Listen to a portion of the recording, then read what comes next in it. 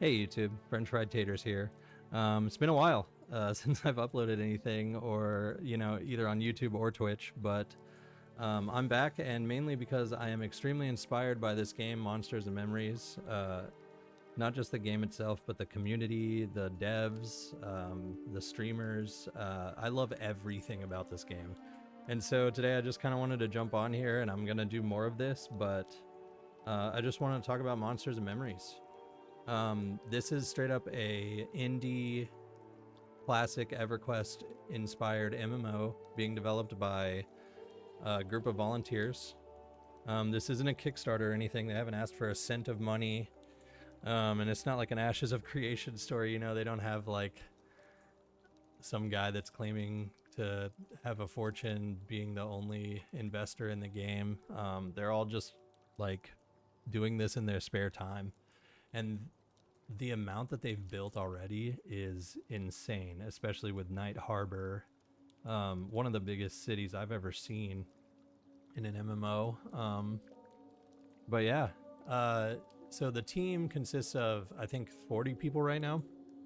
And one of them, and kind of the main guy that you'll see a lot, is Sean. He kind of, I think, basically started this whole thing. At least from my perspective, that's kind of who I discovered this through. But he quite literally worked for EverQuest, like the original classic EverQuest when it started. I think he was in customer service, and then he slowly worked his way up to being a lead designer on like the golden era of EverQuest expansions. So, I mean, that alone tells you everything you need to know about this game. I love Sean. I literally have talked to him on his streams and even in Discord. And he's just like one of the coolest and nicest people I've ever met.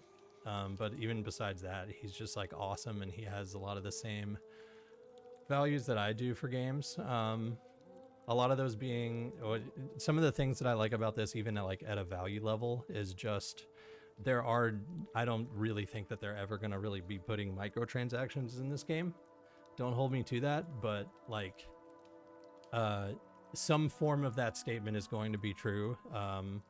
You're not going to be buying cosmetics in this game. You're not going to be like buying mounts in this game. They very strictly want to put a subscription fee on it and no box fee, and that is how they're going to ask for money. I hate microtransactions. I'm not one of those people that thinks that like, oh, some are okay for cosmetics, or you gotta fund your game somehow. It's nah. I often, all the games in my library are there because they don't have a bunch of microtransactions, or I'm not going to run into people that are wearing some bullshit that they bought from a shop, or riding on some fancy mount that they bought from a shop. So that alone right there is like one of the most things that I'm most passionate about with this game. But even on like a simple level of just how classic and awesome this game feels, there's no map. There is like a lot of difficulty with the discovery. You kind of have to learn your way around the city. You have to learn your way around the whole world. You have to interact with people, ask them for directions. You have to interact with the community and ask them questions to even figure out how to play the game sometimes, which people are going to struggle with. But and I did it first, but now that I've dove into it, it's like I kind of wish every game was like this. It's amazing. What's another thing? Yeah, like when you die, your corpse just stays where you died, and you respawn either where you literally spawned into the game, or if you happen to have somebody that can cast a spell that binds your soul to a location, you will respawn at that location. And nights in this game, as you can kind of see in the background here, the sun is rising, but nights in this game are literally pitch black. And so when you die, if you had a torch on you or something, that's gone. You spawn naked. So sometimes you can just respawn in pitch black darkness, and it's just like intense, right? And that was something that I even struggled with when I started now too, and I absolutely love it. It's just, there's so many like little flavor things like that that make this such an incredible game.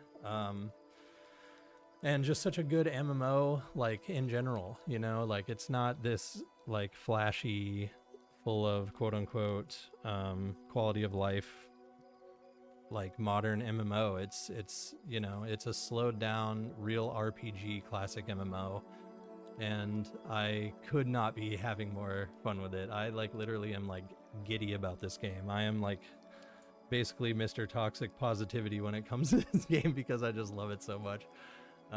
But yeah, I just really wanted to come on here and kind of like mention this game and say hi. I haven't been on in a while.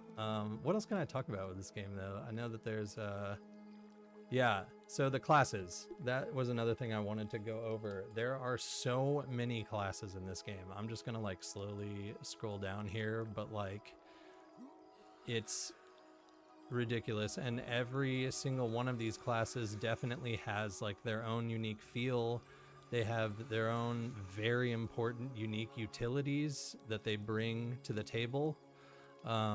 So you know, it's like the class identity in this game is, I would say, even stronger than like classic WoW. It's a lot like, from what I hear, EverQuest was. That was like one of the main selling points of EverQuest, is just like how strong the class identity was. And so yeah, and then on top of it, you also have the races, which I think we're on that same page. Let me get back up here. Where were we? World, the races. Yeah, the races in this game are cool because it's like you'll have like a human and, you know, a gnome and an ogre standing next to each other, and they all look so where's the ogres? Yeah, they all look so different. Like the ogres are huge. They're like way taller, way wider than everything else. The wood elves are like skinny little twigs. The gnomes are tiny. You can be a goblin and they're tiny. You can be like a dwarf and they're like very like square and wide and short. And so like there's just such a variety of people running around with all of these like different variety of classes that you can mix and match. So God, the variety in this game is just like endless. But anyway, yeah, so that's Monsters of Memories. That's what I've been doing. I feel like I'm just sitting here like spewing about this game ridiculously, but it's what I've been enjoying, and I really think that if you enjoy classic, like old school MMOs, that you are really going to enjoy this game. So check it out. They have a Discord. They're always throwing out closed beta keys, but they also straight up just have like free community tests going on all the time. So there's always a way to check out this game like for free before it launches with a $15 subscription fee. So definitely check it out. And yeah, check me out. I'm back. What's up? I'm a dwarf now. I don't have my webcam set up all the time, so I have a avatar. What are you gonna do about it? Check me out on Twitch.